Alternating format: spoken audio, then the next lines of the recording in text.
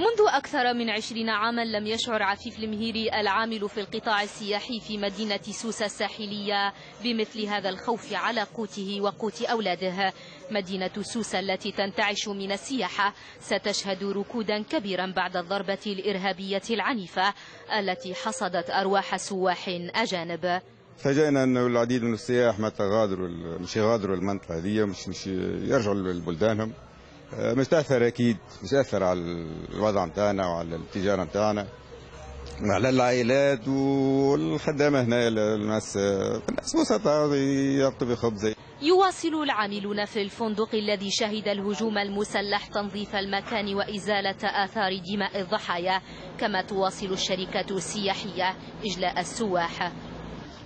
الموسم السياحي صعيب برشا باش يبدا موسم باهي، صعيب برشا على خاطر الضربة هذه كان جيتنا تو 3 ولا 4 شهور. تنجم تقول اللي السايح ولا يجم ينسى وبالطريف يرجع، اما هذه جيتنا في اخر جوان زعما في الموسم، في الذروه نتاع الذروه.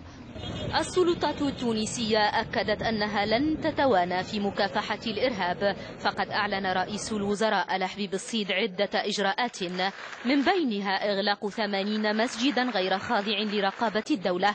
رغم ذلك فهناك من يرى أن الخطوة جاءت متأخرة، في حين حث الخبراء الأمنيون الحكومة على تفعيل قانون مكافحة الإرهاب.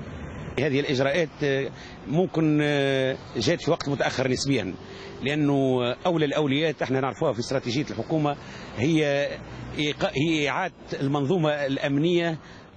يبدو المشهد مأساويا في تونس بعد الهجمة الإرهابية، مشهد دعا السلطات التونسية إلى استدعاء قوات الاحتياط لحماية المناطق الحيوية.